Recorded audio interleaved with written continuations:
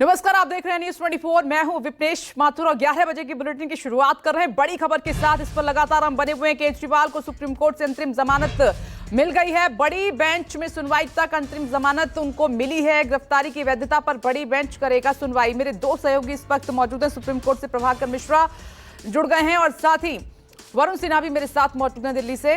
प्रभाकर, अब इसको बड़ी राहत बोला जाए या फिर नहीं, क्योंकि जेल में ही रहेंगे अरविंद केजरीवाल?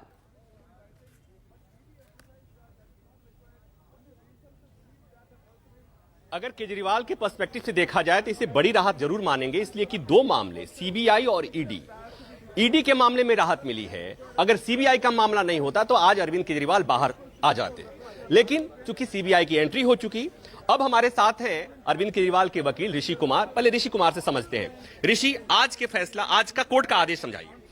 आज जो आदेश आया वो एक पिटीशन जो हमारी थी, जिसमें कि हमने अरविंद केजरीवाल जी के अरेस्ट को चैलेंज किया था ईडी में। सुप्रीम कोर्ट ने इसकी सुनवाई 17/5 को की थी और जजमेंट रिजर्व रखा था। आज सुनवाई करते हुए जो जजमेंट प्रोनाउंस किया उसमें दो बातें कही। पहली, जो सबसे बड़ी बात, कि अरविंद केजरीवाल जी को अंतरिम जमानत दी जाती है।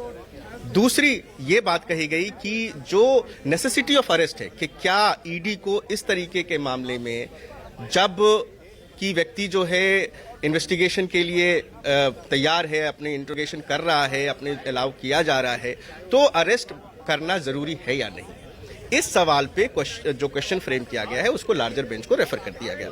और तीसरा कहा गया है कि जो लार्जर बेंच है इस पे सुनवाई करेगी और इंटरिम बेल पे भी अगर वो फैसला देना चाहे या फिर उसको ओवरटर्न करना चाहे वो कर सकती है। अब बात आती है कि इस मामले में, ईडी के मामले में तो राहत मिल गई, सीबीआई का मामला है, सीबीआई मामले में गिरफ्तारी भाई, तो ऐसे में कितना मुश्किल? देखिए, सीबीआई की गिरफ्तारी ये दर्शाता है कि शायद जो है उनको ये पता था केंद्र सरकार को कि ईडी जो है के मामले में इनको राहत मिलेगी, क्योंकि जिस तरीके से अरेस्ट किया गया था वो पर से इलीगल लग रहा था।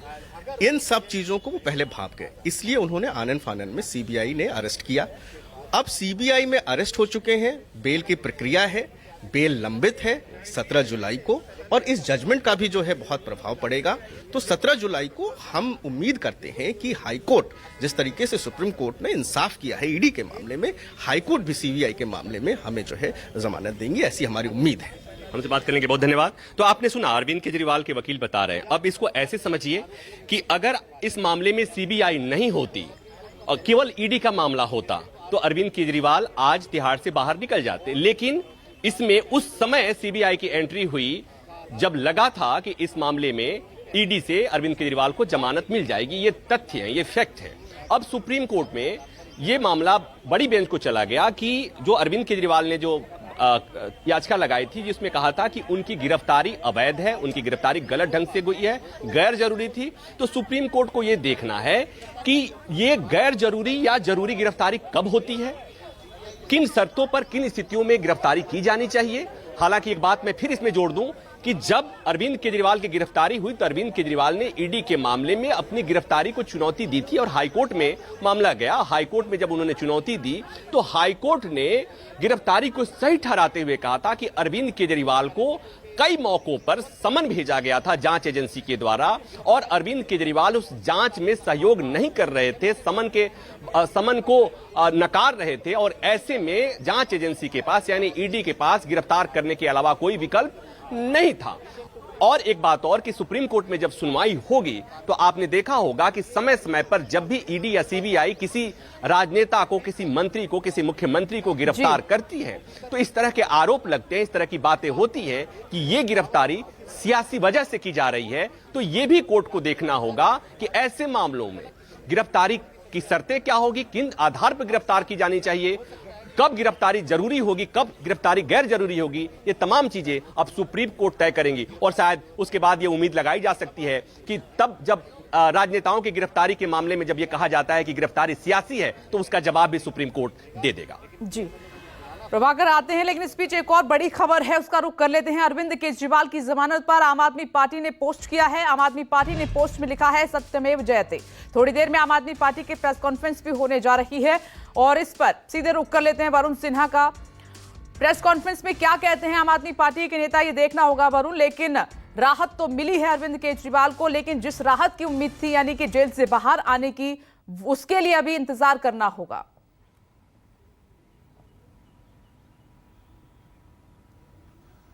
देखिए 90 दिन हो चुके हैं और 90 दिन के बाद अगर राहत मिलती है, और जिस मामले में लगातार ईडी घेरने की कोशिश करी थी हाईकोर्ट की फटकार के बाद, और ऐसे में सुप्रीम कोर्ट से राहत से निश्चित तौर पे आम आदमी पार्टी इस चीज़ से उत्साहित ज़रूर नज़र आएगी। ये भी आप समझिए कि पार्टी के लिए कम से कम एक कदम आगे बढ़ने की बात है। अरविंद केजरीवाल के लिए बड़ी राहत है। अब सीबीआई की तरफ ज़रूर चीज़ें रहेंगी कि आखिर किस तरीके से वो केस को मजबूत करी है, कोर्ट में किस तरीके से अरविंद केजरीवाल के वकील इस बात को रखते हैं, और ईडी से ज़मानत मिलने के बाद अब सीबीआई से राहत या सीबीआई के ज़रिए जो केस बनाया गया है उससे किस तरीके से बचेंगे अरविंद केजरीवाल, ये ज़रूर देखना होगा। लेकिन आप ये समझिए कि जिस केस में करीब 90 दिन से आप जेल में बंद है, लगातार एक के बाद एक ईडी तर्क दे रही है, लगातार ये समझाने की कोशिश की जा रही है कि किस तरीके से मनी ट्रायल हुआ था, गोवा में 45 करोड़ खर्च किए गए थे। आपको याद होगा आरोपी नंबर 37वां अरविंद केजरीवाल को बनाया गया है, जो ईडी का आरोप पत्र है उसमें 38 नंबर को जो है वो आम आदमी पार्टी को बनाया गया है। तो बहुत स्पष्ट बात है कि ईडी जानती है कि जो तैयारी की थी, अब सुप्रीम कोर्ट से राहत मिलने के बाद अरविंद केजरीवाल कहीं ना कहीं अब एक राहत के साथ आगे बढ़ते नजर आएंगे। लेकिन अब सीबीआई के मुद्दे पर निश्चित तौर पे तैयारी करनी पड़ेगी वकीलों को। आम आदमी पार्टी को देखना पड़ेगा किस तरीके से प्रिपरेशन के साथ जो है वो कोर्ट में जाते हैं, और कैसे ईडी से जमानत मिलने के बाद सीबीआई से राहत मिलने की उम्मीद अरविंद केजरीवाल या फिर कोर्ट से इस पूरे मामले से डील करते हुए नजर आएंगे। देखिए, पूरी आम आदमी पार्टी, खुद अरविंद केजरीवाल जो है लगातार सवाल उठा रहे हैं, लेकिन प्रभाकर अभी तक राहत नहीं है। मैं ये जानना चाहती हूं कि अभी अरविंद केजरीवाल के सामने चैलेंजेस क्या क्या बने हुए हैं।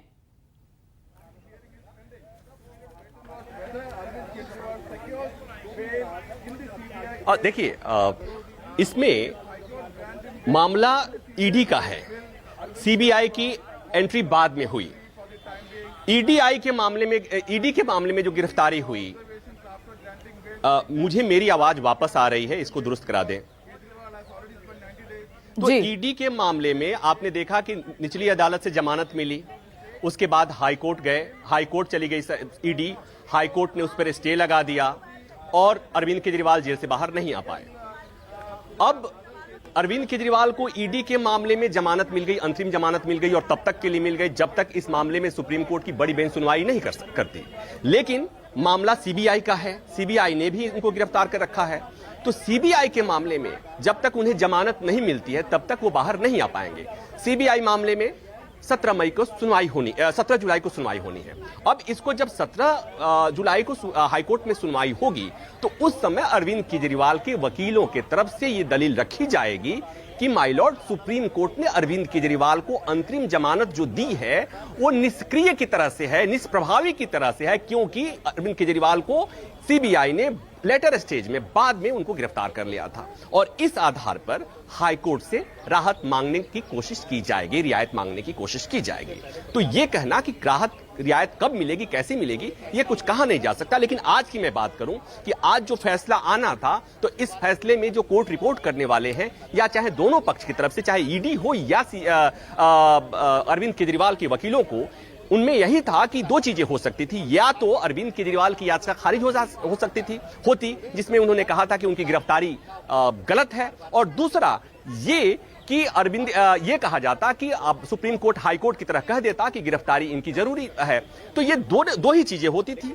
लेकिन आज जो फैसला आया, अनएक्सपेक्टेड फैसला था कि सुप्रीम कोर्ट में जस्टिस खन्ना ने जब फैसला सुनाना शुरू किया तो उन्होंने कहा कि इस मामले में कि गिरफ्तारी की जरूरी है या नहीं है, और कब गिरफ्तारी होनी चाहिए नहीं होनी चाहिए, एक का ये लार्जर प्रोस्पेक्ट पे बात करने के लिए, सुनवाई करने के लिए हम ये मामले को लार्जर बेंच को भेज रहे हैं, और जब तक उस मसले पर सुनवाई नहीं हो जाती तब तक अरविंद केजरीवाल को अंतरिम जमानत पर रिहाई का आदेश देते हैं। तो ईडी के मामले में अंतरिम जमानत पर रिहाई का ये आदेश, सुप्रीम कोर्ट का ये आदेश, एक तरफ से कहे कि एम्बियंस इससे निष्प्रभावी कहा जाएगा अगर तकनीकी तौर पे मैं बात करूं, इसलिए कि इसका प्रभाव अरविंद केजरीवाल बाहर नहीं आ पा रहे।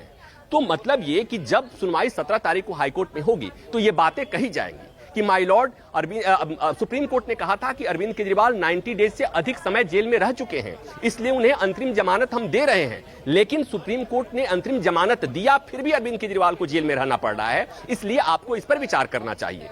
तो मुझे लगता है कि शुरुआत अरविंद केजरीवाल को राहत की शुरुआत सुप्रीम कोर्ट से हुई है और इसी आधार पर हाई कोर्ट में उन्हें राहत की उम्मीद वो कर सकते हैं। हालांकि यह मामला ऐसा है जिसमें इतने उतार चढ़ाव आए हैं विपनेश कि कुछ भी पहले से कहा नहीं जा सकता, कोई अनुमान नहीं लगाया जा सकता, क्योंकि आपने देखा कि निचली अदालत ने गर्मी की छुट्टियों में उनको जमानत दे दी ईडी के मामले में।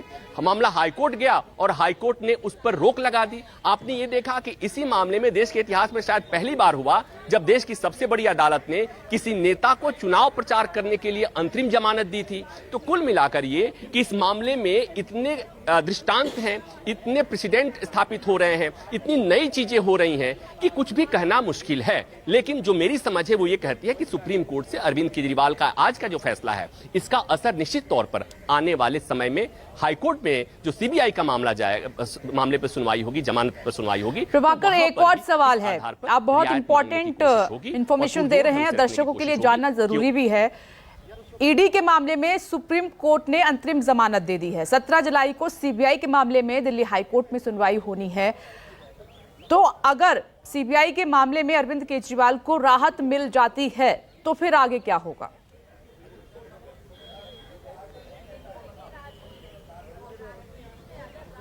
देखिए, अगर अरविंद केजरीवाल आज के फैसले के बावजूद भी अगर तिहाड़ से वापस बाहर नहीं आ पा रहे हैं, इसकी वजह है वो सीबीआई का मामला, क्योंकि सीबीआई ने उनको गिरफ्तार किया था। तो अगर सीबीआई, आपने जैसे सवाल किया कि अगर सीबीआई के मामले में अरविंद केजरीवाल को हाईकोर्ट से राहत मिल जाती है, यानी जमानत मिल जाती है, तो निश्चित तौर पर तब वो जेल से बाहर आ पाएंगे। और ये जब दो मामले एक साथ होते हैं तो यही मुश्किल होता है कि कई बार एक मामले में राहत तो मिल जाती है लेकिन दूसरे मामले में राहत नहीं मिलती है। यहां महत्वपूर्ण ये एक बात और है दर्शकों के समझने के लिए, और आप, मुझे लगता है कि हम मुझे भी समझने के लिए, कि कहा जाता है और जो लीगल प्रोविजन है उसके मुताबिक ईडी के मामले में जमानत की शर्तें बहुत मुश्किल होती हैं। उसका जो पीएमएलए एक्ट है, उसका सेक्शन 45 है, उसकी कंडीशन, इतनी कंडीशन है जिसके में जमानत नहीं मिलती। तो ईडी के मामले में गिरफ्तारी को ऐसे कहा जाता है कि एक बार गिरफ्तारी हो गई तो जमानत बहुत मुश्किल है। तो ऐसे में ईडी के मामले में हम यहां पर स्थिति ऐसा उल्टा बनती हुई दिख रही है। उसमें यह कि ईडी के मामले में अरविंद केजरीवाल को राहत मिल गई है, अंतरिम जमानत के तौर पर ही मिली है लेकिन मिल गई है। तो ऐसे में जो कानून के जानकार हैं वो निश्चित तौर पर ये समझेंगे कि सीबीआई के मामले में भी अरविंद केजरीवाल अगर उम्मीद करेंगे तो उसे वो कर सकते हैं। अब एक बात और थोड़ा सा समझना है कि सुप्रीम कोर्ट में जब बड़ी बेंच पे सुनवाई करेगा तो क्या सुनवाई करेगा, तो केवल वो अरविंद केजरीवाल का मसला नहीं होगा, वो मसला ऐसे तमाम मामलों में होगा। इसलिए कि आए दिन में केवल अरविंद केजरीवाल ऐसे मुख्यमंत्री नहीं है जिनके ऊपर करप्शन के आरोप लगे और जेल गए। मनीष सिसोदिया गए थे, शिबू सोरेन पर भी इस तरह के आरोप लगे। बात और है कि उन्होंने पहले इस्तीफा दे दिया था। तो अब और जैसे ये इस तरह की गिरफ्तारी होती है तो ये आरोप लगाया जाता है विपक्ष के द्वारा कि ये गिरफ्तारी राजनीति प्रायोजित गिरफ्तारी है। जैसा अरविंद केजरीवाल ने भी कहा कि उनकी गिरफ्तारी इसलिए की गई कि वो लोकसभा चुनाव के दौरान उनको और उनकी पार्टी को निष्क्रिय किया जा सके और इसलिए गिरफ्तारी की गई थी। ऐसा अरविंद केजरीवाल का आरोप है। विपक्ष इसी तरह का आरोप लगाता है कि चुनाव के समय इस तरह की गिरफ्तारियां राजनीतिक बदले की भावना से की जाती हैं। तो अब सुप्रीम कोर्ट में जब सुनवाई होगी तो इस विस्तृत चीज पर जब सुनवाई होगी, डिटेल में सुनवाई होगी, तो वहां पर कोर्ट यह तय करेगा कि ऐसे लोगों के लिए गिरफ्तारी की शर्तें क्या होगी, कब गिरफ्तार किया जाएगा, कब गिरफ्तार नहीं किया जाएगा। पीएमएलए एक्ट में दो सेक्शन बहुत महत्वपूर्ण हैं। उसमें है सेक्शन 19 और दूसरा है सेक्शन 45। 19 जो है वो कहता है कि तब तक गिरफ्तारी नहीं होगी जब तक जांच एजेंसी को यह पूरा भरोसा नहीं हो जाए कि आरोपी ही दोषी है, यानी उसको यह भरोसा होना चाहिए कि आरोपी ही दोषी है। और जमानत की जो शर्त है वो सेक्शन 45 में दी हुई है। उसमें है कि वहां पर दोषी को यह साबित करना होता है कि ये उसने, आरोपी को यह साबित करना होता है कि उसने अपराध नहीं किया है, और दूसरा कि अगर उसे जमानत मिलती है। ठीक है, प्रभाकर मिश्रा आते हैं, आम आदमी पार्टी की तरफ से प्रेस कॉन्फ्रेंस की जा रही है, सीधे रुक कर लेते हैं। एक और राजनीतिक हथियार सीबीआई से अरविंद केजरीवाल जी को गिरफ्तार करवा लिया। क्यों किया गिरफ्तार सीबीआई से? सिर्फ और सिर्फ इसलिए गिरफ्तार करवाया कि अगर ईडी के केस में जमानत मिल गई तो अरविंद केजरीवाल जी बाहर आकर 10 गुना स्पीड से दिल्ली के लोगों का काम करने लग जाएंगे। स्पीड से दिल्ली के लोगों का काम करने लग जाएंगे। और भारतीय जनता पार्टी का षड्यंत्र रुकता नहीं है, इसलिए सीबीआई के केस में अरेस्ट किया। मैं आज भारतीय जनता पार्टी को यह कहना चाहती हूं कि इस देश के एक के बाद एक हर न्यायालय ने आपके षड्यंत्र का पर्दाफाश किया।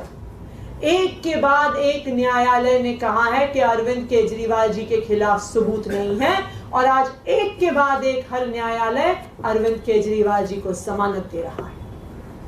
मैं भारतीय जनता पार्टी को यह कहना चाहूंगी कि अपना घमंड खत्म करिए, अपना अहंकार खत्म करिए, और बाकी पार्टियों के खिलाफ, लोकतंत्र के खिलाफ षड्यंत्र रचना बंद करिए।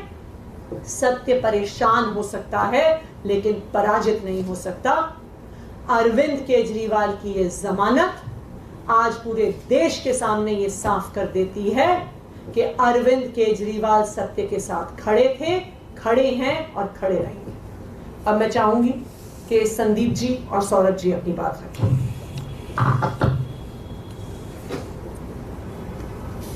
आज माननीय सुप्रीम कोर्ट ने जो फैसला दिया है वो पूरे देश के लिए एक ऐतिहासिक फैसला है।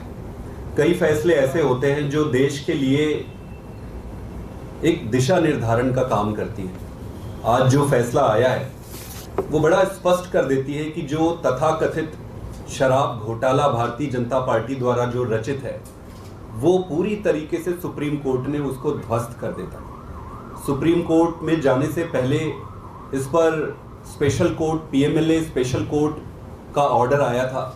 उस ऑर्डर को पढ़ने पर किसी भी व्यक्ति के मन में ये संदेह नहीं रहेगा कि भाई ये केस क्या है। उस ऑर्डर में 3-4 चीजें बड़ी स्पष्ट लिखी हुई है। पहला कि कोई पैसे का लेन देन नहीं हुआ है। दूसरा, पैसे की कहीं एक चवन्नी की बरामद नहीं हुई है। तीसरा, अरविंद केजरीवाल जी का और पार्टी का दूर दूर से किसी चीज में कोई नाता ही नहीं है। जब करप्शन ही नहीं है इस पे तो नाते का सवाल ही नहीं है। और सबसे इंपॉर्टेंट चीज कि उसमें ईडी के इंटेंट को ये मार्क करने वाली बात है।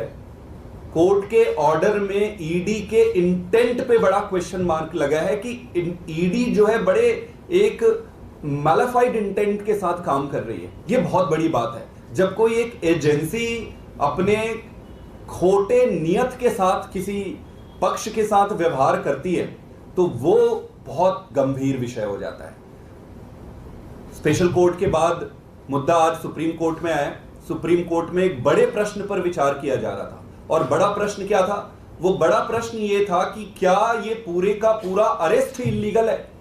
तो कोर्ट ने अपने तरीके से अध्ययन करके इसको बड़े बेंच के पास भेजा है। जो भी होगा वो देश के लिए अच्छा ही होगा, दिशा निर्धारण होगा आगे। लेकिन कोर्ट ने इंटरिम बेल ग्रांट किया है अरविंद केजरीवाल जी को। अब आपको ये समझना होगा कि पीएमएलए में जब सारे तथ्य और साक्ष्यों को देखकर सभी सबूत ये जो दिए हैं उसको एग्जॉस्ट करने के बाद ही ऐसे इंटरिम बेल या बेल दिए जाते हैं। तो मेरा ये सबमिशन है भारतीय जनता पार्टी से कि हर कोर्ट में आपको मुंह की खानी पड़ रही है और ये केस सिर्फ आपके द्वारा रचित एक सर्कस है। तो इस सर्कस को बंद करिए। देश का और जनता का और खास करके दिल्ली की जनता का समय व्यर्थ ना करें। नरेंद्र मोदी जी ने, अमित शाह जी ने और भारतीय जनता पार्टी ने इस देश को एक ही चीज दिया है। हर व्यक्ति का हर कार्यकाल की एक देन होती है कि भाई इसने क्या दिया, इसने क्या दिया, इसके कार्यकाल में क्या मिला। तो भाजपा के मोदी जी और अमित शाह के कार्यकाल में एक ही चीज मिला है उस देश को, और वो है ये तानाशाही की ऐसी व्यवस्था जिसमें जिस राजनीतिक दल और राजनेता को ये सामने से हरा नहीं सकते या उनका सामना नहीं कर सकते, उनको गलत तरीके से, फ्रॉडुलेंट तरीके से षड्यंत्र करके जेल में डालना या उनको फंसाना, इसको बंद करना चाहिए। देश का बहुत समय वेस्ट हो रहा है। हमें नई राजनीति करनी है, देश को आगे लेकर जाना है। हम सब मिलकर जब अच्छी राजनीति करेंगे तभी देश आगे बढ़ेगा। मेरा ये फिर से रिक्वेस्ट है माननीय प्रधानमंत्री जी से और अमित शाह जी से कि ये गंदी राजनीति से बाहर आइए और अच्छी राजनीति करिए। मैं चाहूंगा कि सौरभ जी भी थोड़ा सा इस पर अपनी विचार रखें। आज जो सुप्रीम कोर्ट की double bench justice Sandeep Khanna, justice Dipankar Datta की बेंच ने जो सुप्रीम कोर्ट की छुट्टियों से पहले अपना ऑर्डर रिजर्व किया, उसको आज उन्होंने सुनाया। उसके अंदर सुप्रीम कोर्ट के सामने ये सवाल थे कि अगर ईडी पीएमएलए एक्ट के अंडर सेक्शन 19 अरेस्ट करती है और अंडर सेक्शन 45 कोर्ट उसके अंदर बेल की बात सोचता है, तो सेक्शन 19 के अंदर जब ईडी जो एक एजेंसी है वो अरेस्ट करती है तो उसका जो डिसीजन है वो सब्जेक्टिव है, ऑब्जेक्टिव नहीं है। कोई तय सिद्धांत नहीं है किस पे वो अरेस्ट कर रहे हैं, और वो सेक्शन 19 बेसिकली उन अफसरों की ओपिनियन है। तो अगर किसी कानून के अंदर बेल के प्रावधान इतने सख्त हैं जितने सेक्शन 45 में है, तो उसमें अरेस्ट का थ्रेशोल्ड भी हाई होगा। ऐसा नहीं हो सकता कि आप बात बात पे अरेस्ट कर लें और फिर बेल ना दें। अगर बेल आसान है किसी कानून में तो उसमें अरेस्ट भी आसान होती है, और अगर कानून में बेल मुश्किल है तो उसमें अरेस्ट होने भी, क्या लगा लो, कनेक्टेड तो है नहीं, इसको बिना कनेक्ट करे कर लेंगे। सर लाइव चल रहा है। तो बेल के सिद्धांत ये है कि अगर बेल मिलना किसी कानून के अंदर कठिन है तो उसके अंदर अरेस्ट का थ्रेशोल्ड भी हाई होना चाहिए। सुप्रीम कोर्ट ने need and necessity of bail के बारे में कहा, और सुप्रीम कोर्ट ने दूसरी बात ये कही कि इस मामले में अरविंद केजरीवाल जी करीब 90 दिन से ज्यादा पहले ही जेल में रह चुके हैं, लिहाजा उनको इंटरिम बेल दी जाए। तीसरी बात सुप्रीम कोर्ट ने कही कि अरविंद केजरीवाल जी के ऊपर ये मुकदमा है, ऐसे में वो मुख्यमंत्री रह सकते हैं या नहीं रह सकते हैं, ये फैसला कोई कानून कोई कोर्ट नहीं कर सकता, ये फैसला स्वयं वही कर सकते हैं। लिहाजा इसके अंदर कोई कानूनी बंदिश नहीं है। जो हमारे भारतीय जनता पार्टी के मित्र कूद रहे थे कि साहब वो उनके ऊपर मुकदमा हो गया, वो अरेस्ट हो गए, तो अरविंद केजरीवाल को इस्तीफा दे देना चाहिए, तो वो हाईकोर्ट में भी गए, हाईकोर्ट ने भी यही बात कही, और अंततः सुप्रीम कोर्ट ने भी यही बात कही कि वो मुख्यमंत्री रहेंगे या नहीं रहेंगे इसमें कोर्ट कोई दखल नहीं कर सकता। ये बात आपके सामने रखी, और मैं अपनी तरफ से उन सभी लोगों को बधाई देना चाहता हूं जो इस केंद्र सरकार के अत्याचार से पिछले कई सालों से लड़ रहे हैं, और खास तौर पे पीएमएलए के कारण उनके ऊपर अलग अलग मौकों पे अत्याचार किया जा रहा है। तो बीजेपी पर सीधा हमला है प्रेस कॉन्फ्रेंस के जरिए कि अहंकार अब तो बीजेपी खत्म कर दे, अदालतों से मुंह की खानी पड़ रही है। दिव्या अग्रवाल का रुख कर लेते हैं, वो भी हमारे साथ मौजूद हैं। दिव्या, एक होप तो जागी है आम आदमी पार्टी के भीतर जो सुप्रीम कोर्ट से ईडी के मामले में अंतरिम जमानत मिली है। आप तो आ जाओ। बिल्कुल, देखिए प्रबल संभावनाएं हो गई हैं कि अब दिल्ली के मुख्यमंत्री अरविंद केजरीवाल जल्द ही सलाखों से बाहर आएंगे, क्योंकि जिस तरीके से अंतरिम जमानत मिली है और सुप्रीम कोर्ट का जो रुख है वो इस कदर इशारा कर रहा है, क्योंकि सुप्रीम कोर्ट ने कहा 90 दिनों से ज्यादा हो गए हैं कि जब दिल्ली के मुख्यमंत्री अरविंद केजरीवाल जेल में हैं, वो जनता के द्वारा चुने गए हैं, तो आखिर अब इस पर दिल्ली के लोगों का क्या कहना है। क्योंकि मैं इस वक्त दिल्ली विश्वविद्यालय में थी विपनेश, और यहाँ पर बहुत से शिक्षक हैं मेरे साथ, अलग अलग विचारधारा भी है। आपके हाथ में तो मुझे भारत का संविधान, इसकी किताब भी दिख रही है। इस मसले पर आपका क्या कहना है? जो आप अरविंद केजरीवाल जी के उसमें आप पूछना चाह रहे हैं, उसमें तो हमारा यही है कि अगर अरविंद केजरीवाल जी ने इसमें शराब घोटाला उसमें हुआ है, वो उसमें पूरा 100% सम्मिलित हैं वो उसमें, और वो उन्होंने अपने राजनीतिक करियर को बनाने के लिए, गोवा चुनाव जीतने के लिए ये सारे घोटाले किए, तो उसमें अगर उनको जेल हुई है तो वो कोई न्याय संगत है। आपको लगता है कि ये साजिश है? साजिश तो नहीं है, जो किया जो सजा करेगा वैसा भरेगा, और घोटाला तो हुआ है। और दिल्ली की जनता, बाकी देखो सुप्रीम कोर्ट का आदेश है और हम संविधान को मानने वाले लोग हैं, तो जो न्याय संविधान सुप्रीम कोर्ट जो कहेगा तो वो तो सबको मानना ही पड़ेगा। जब सुप्रीम कोर्ट अंतरिम जमानत देता है, हर एक पहलू को बहुत ही बारीकी से उन्होंने देखा है। चुनावी फंडिंग का मसला हो, सीबीआई ईडी ने जो भी आरोप लगाए, और उसके बाद जब जमानत दी जाती है तो जाहिर तौर पर कुछ ना कुछ तो राहत है और कहीं कुछ कहा जा सकता। पूरा फैसला नहीं आया है, अभी तो चार्जशीट दाखिल हुई है, केस तो चलता रहेगा आगे। देखिए, बाकी सुप्रीम कोर्ट जमानत लेना हर उसका अधिकार है। जो उनको जमानत मिली है वो एक उनका अधिकार है, हम उनके खिलाफ नहीं जाते। कुछ महिलाएं भी हैं मेरे साथ। मैं चाहूंगी कि देखिए, आप दिल्ली में रह रही हैं, आप महिला हैं, महिलाओं के लिए तो आम आदमी पार्टी की सरकार ने बहुत कुछ किया है, फ्री बस सेवा दी है, महिलाओं को कह सकते हैं कि एक इज्जत बख्श जो है जिंदगी दी है। आपका क्या मानना है कि दिल्ली के मुख्यमंत्री? हम तो एक संविधान को लेकर चलते हैं। ठीक है दिव्या, आते हैं आपके पास, ये रिएक्शन भी जानना जरूरी था, लेकिन एक बार फिर से प्रभाकर मिश्रा का रुख कर लेते हैं। और प्रभाकर, इसमें वो तथ्य सामने रख रहे हैं जो सभी को जानना बेहद जरूरी है। प्रभाकर, अभी आम आदमी पार्टी की जो है प्रेस कॉन्फ्रेंस हुई, उन्होंने अदालत के फैसले का सम्मान करते हुए आगे एक सकारात्मक उम्मीद अपनी दिखाई है कि हमें आगे की अदालत में भी जो है न्याय मिलेगा।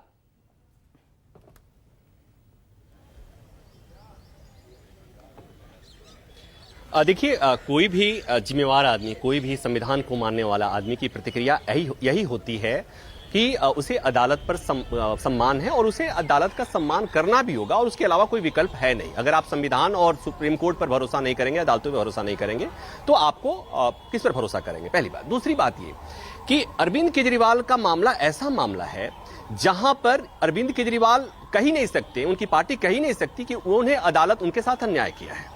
अगर मैं कहूं कि सुप्रीम कोर्ट ने किसी नेता को चुनाव प्रचार के लिए अंतरिम जमानत दी, तो इतिहास में पहली बार हुआ, वो अरविंद केजरीवाल के लिए हुआ। पहली बात। दूसरी बात, ट्रायल कोर्ट ने अरविंद केजरीवाल को जमानत दे दी थी ईडी मामले में। मामला हाई कोर्ट गया, फिर मामला सुप्रीम कोर्ट आया। तो अब इसको ऐसे समझिए कि इस मामले में जो ईडी के मामले में हुआ है, ईडी के मामले में हुआ है, यहां पर भी लार्जर बेंच को भेजा गया है। और वो चीजें इसलिए भेजी गई हैं कि जो सवाल खड़े किए गए थे अरविंद केजरीवाल के वकील की तरफ से, वो ये कि जो गिरफ्तारी की शर्त है सेक्शन 19, उसमें जैसा मैं पहले बता रहा था कि उसके लिए जांच एजेंसी के पास इतने सबूत होने चाहिए और उसे इतना विश्वास होना चाहिए कि आरोपी ही दोषी है और यह साबित करना होता।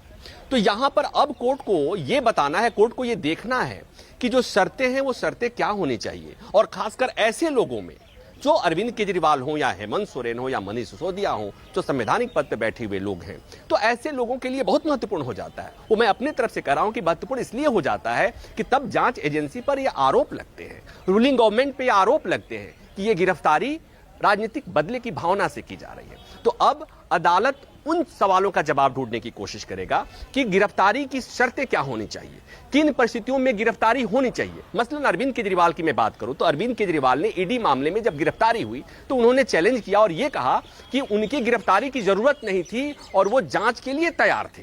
तो जांच के लिए, जांच में सहयोग के लिए तैयार थे, उसके बाद उनकी गिरफ्तारी गलत थी, ये वो दलील दे रहे थे। लेकिन मामला जब हाईकोर्ट में जब सुनवाई हो रही थी और हाईकोर्ट ने जब इसमें आदेश दिया तो हाईकोर्ट ने कहा कि अरविंद केजरीवाल को ईडी ने 9 या 10 बार, मेरी जानकारी में 10 बार उनको समन दिया गया था और अरविंद केजरीवाल समन का लगातार की अवहेलना कर रहे थे। तो सुप्रीम हाईकोर्ट ने कहा कि जांच एजेंसी के पास और कोई विकल्प ही नहीं बचता कि जब आरोपी जांच में सहयोग नहीं कर रहा हो, समन पर नहीं आ रहा हो, तो गिरफ्तारी के अलावा और ईडी के पास कोई विकल्प नहीं था। और इसलिए हाईकोर्ट ने कहा था कि अरविंद केजरीवाल की ईडी मामले में गिरफ्तारी सही है। सुप्रीम कोर्ट किसी नतीजे पे नहीं पहुंचा। सुप्रीम कोर्ट ने कहा कि अरविंद केजरीवाल, चूंकि 21 मार्च को उनकी गिरफ्तारी हुई थी, मार्च, अप्रैल, मई, जून और जुलाई है, तो पर्याप्त समय वो सलाखों के पीछे रह चुके हैं और जब तक ये जो बड़े सवाल है इनका जवाब सुप्रीम कोर्ट नहीं दे देता तब तक उन्हें अंतरिम जमानत दे दी जाए।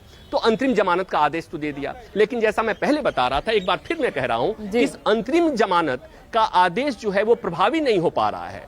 प्रभावी तो हम तब मानते जब अरविंद केजरीवाल बाहर आते, लेकिन वो प्रभावी नहीं हो पाएगा क्योंकि अरविंद केजरीवाल सीबीआई के मामले में भी गिरफ्तार हैं और जब तक उन्हें सीबीआई के मामले में जमानत नहीं मिल जाती अरविंद केजरीवाल बाहर नहीं आ सकते। और सीबीआई के मामले में अरविंद केजरीवाल की जमानत पर 17 जुलाई को सुनवाई होनी है। अब एक तथ्य और आता है वो दर्शकों को रिमाइंड कराने के लिए कि आपने देखा कि ईडी मामले में निचली अदालत ने अरविंद केजरीवाल को जमानत दे दी थी। उस फैसले को हाईकोर्ट में चुनौती दी गई। हाईकोर्ट ने उस जमानत के आदेश पर रोक लगा दिया और जैसे रोक लगाया वह मामला सुप्रीम कोर्ट आया। उसी बीच सीबीआई ने अरविंद केजरीवाल को गिरफ्तार कर लिया था। उस समय भी बात आई थी कि शायद सरकार को या जांच एजेंसी को इस बात का अंदेशा हो गया था कि ईडी मामले में अरविंद केजरीवाल को जमानत मिल सकती है, अरविंद केजरीवाल बाहर आ सकते हैं। इसलिए सीबीआई की एंट्री हुई कि अगर ईडी मामले में गिरफ्तारी हो भी जाती है तो सीबीआई के मामले में अगर ईडी के मामले में अगर जमानत मिल भी जाती है तो सीबीआई के मामले में उनको सलाखों के पीछे रहना पड़ेगा। और आज एग्जैक्टली जब सुप्रीम कोर्ट ने ईडी मामले में अंतरिम जमानत का आदेश दिया तो उस आदेश के होने के बावजूद भी अरविंद केजरीवाल सलाखों से बाहर नहीं आ पा रहे हैं। उसकी वजह वही है कि सीबीआई ने जो लेटर ऑन बाद के स्टेज में उनको गिरफ्तार किया था, अब सीबीआई का मामला इस मामले में बाधक बन रहा है। वरुण, आपने अभी प्रेस कॉन्फ्रेंस में आम आदमी पार्टी के मंत्रियों नेताओं को सुना। साफ तौर पर उन्होंने कहा है कि जो बीजेपी का खेल है उसका पर्दाफाश हर अदालत से हो रहा है। कम से कम अब तो अहंकार खत्म कर दे बीजेपी। दूसरी बात जो सबसे इंपॉर्टेंट, उन्होंने कहा कि सत्य परेशान हो सकता है, पराजित नहीं।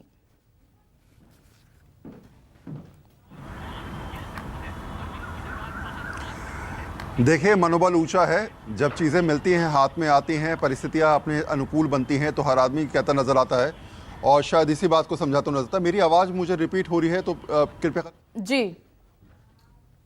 इतना है कि आम आदमी पार्टी जो जानती है, समझती है, उस स्थिति को वो बहुत अच्छी तरीके से जानते हैं कि अरविंद केजरीवाल का कहीं ना कहीं बाहर आना अगर परिस्थितियां बनेंगी तो आम आदमी पार्टी फिर से बूम होगी। दिल्ली विधानसभा चुनाव चंद महीनों के बाद हैं और ऐसे में दिल्ली का मुख्यमंत्री, पार्टी का संयोजक जेल के अंदर हैं। अगर वो बाहर आ जाएंगे तो पार्टी में एक तरीके से कह सकते हैं आप कहीं ना कहीं स्थिति बढ़िया बनती नज़र आएगी और एक लीडरशिप वाली जो क्वालिटी है, जो लीडरशिप वाली पोजीशन है, वो जो अब तक खाली है वो पोजीशन भरती नज़र आएगी। एक बात और समझिए कि पिछले कुछ दिनों से आपने देखा होगा सुनीता केजरीवाल लीडिंग पोजीशन में पार्टी में अपने आप को अग्रिम करने की कोशिश कर रही थी, लेकिन कहीं ना कहीं अरविंद केजरीवाल की जो कमी खलती नज़र आ रही थी वो कमी अब अगर भर जाती है। आज ईडी से जमानत मिली, बड़ी राहत है। जिस तरीके से प्रभाकर ने समझाया भी, शायद ईडी से राहत मिलने के बाद अब उम्मीदें हैं कि अगर सीबीआई केस में भी राहत मिल जाती है, परिस्थिति अनुकूल बनती है तो आम आदमी पार्टी के लिए इससे बड़ा मौका नहीं होगा।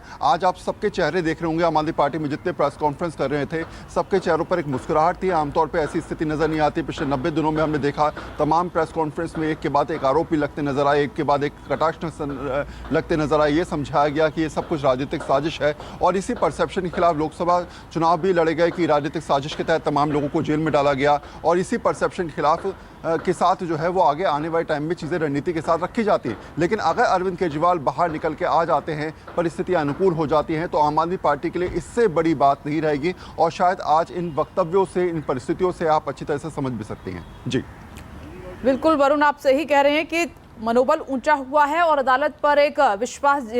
अरविंद केजरीवाल, प्रभाकर मिश्रा कंप्लेन कर रहे थे इससे पहले, अदालत के फैसले पर ही सवाल उठा रहे। देखिए अब वही अदालतें हैं जो उनके फेवर में भी फैसला दे रही हैं।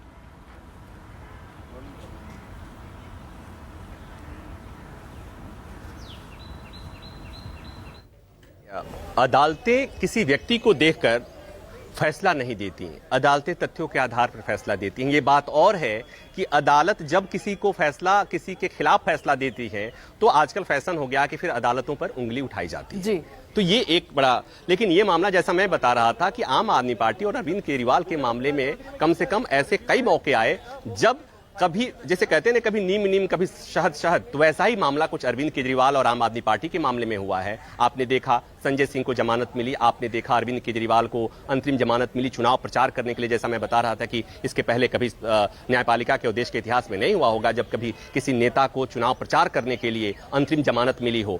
तो फिर निचली अदालत से उनको जमानत मिल गई थी। आज सुप्रीम कोर्ट ने अंतरिम जमानत दे दी थी जबकि उसमें ये इस तरह की मांग नहीं थी। तो देश की न्यायपालिका पर भरोसा रखना ही होगा, उसके अलावा किसी के पास कोई विकल्प है नहीं। तो अदालतें किसी का स्ट्रेचर देख करके फैसला नहीं देती। अब बात आती है कि यहां पर, जैसा मैं पहले कह रहा था, कि अब अब इस मामले में और क्या हो सकता है? तो इस मामले में यह हो सकता है कि ईडी के मामले में कम से कम, इसलिए कि ईडी के मामले में जो लार्जर सवाल जो बड़ी बेंच को गया है, तो उसमें इतनी आसानी से इतनी तत्काल सुनवाई नहीं हो सकती। लार्जर बेंच का गठन अलग से करना होता है, तो लार्जर बेंच का गठन होगा, उस पर विस्तृत सुनवाई होगी और वो सुनवाई कितने दिन चलेगी ये नहीं कहा जा सकता है। उसके बाद सुनवाई होने के बाद फैसला रिजर्व होगा। फैसला रिजर्व होने के बाद से आपने देखा होगा कि फैसला रिजर्व होता है तो महीनों लग जाते हैं फैसला सुनाने में। उसके बाद जब फैसला आएगा तो जो आएगा सो आएगा। तो ईडी के मामले में तो अरविंद केजरीवाल को सुप्रीम कोर्ट से आने वाले समय में उनको अंतरिम जमानत है जो लंबे समय तक रहने वाली है। बाधक है सीबीआई का मामला। अब सीबीआई के मामले में चूंकि उन्होंने जमानत की मांग की है, उसमें भी उन्होंने सीबीआई के मामले में उन्होंने अपनी गिरफ्तारी को हाईकोर्ट में चैलेंज किया है। तो अगर सीबीआई के मामले में उनको जमानत मिल जाती है, राहत मिल जाती है हाईकोर्ट से, तो बाहर आ जाएंगे, नहीं तो वो फिर सुप्रीम कोर्ट आएंगे और इसी सुप्रीम कोर्ट में आएंगे और इसी सुप्रीम कोर्ट में प्रोबेबली उसी बेंच में आएंगे, क्योंकि ऐसे मामलों की सुनवाई उसी जस्टिस संजीव खन्ना की बेंच सुनवाई कर रही है। तो वहां पर भी मामला आएगा। अगर हाईकोर्ट से राहत नहीं मिलती है तो सुप्रीम कोर्ट मामला आएगा और उसी बेंच में ये वकील कहेंगे, अभिषेक मनु सिंघवी जो अरविंद केजरीवाल के वकील है, हर मामलों में पेश हो रहे हैं, तो वो कहेंगे कि माय लॉर्ड, आपने एक आदेश दिया था कि अरविंद केजरीवाल को रिहा किया जाए, उनको अंतरिम जमानत दी जाए, इसलिए कि 90 दिन से ज्यादा वो जेल में रह चुके हैं, लेकिन आपके उस आदेश का पालन इसलिए नहीं हो पा रहा है कि अरविंद केजरीवाल सीबीआई के मामले में गिरफ्तार हैं, इसलिए आप इसे देखिए। तो वहां पर इस आधार पर सुप्रीम कोर्ट से राहत मांगी जाएगी और बाकी चीजें आप समझने के लिए, हमारे दर्शकों के समझने के लिए काफी है कि मामला एक ही है, व्यक्ति वही है, तो वहां पर क्या क्या हो सकता है, किस तरह की उम्मीदें सुप्रीम कोर्ट से की जा सकती हैं। लेकिन यह बाद की स्थिति है, इसके पहले हाईकोर्ट में सुनवाई होनी है। हाईकोर्ट में भी सुप्रीम कोर्ट के आज के फैसले की बातें अरविंद केजरीवाल के वकील की तरफ से 17 जुलाई को रखी जाएंगी।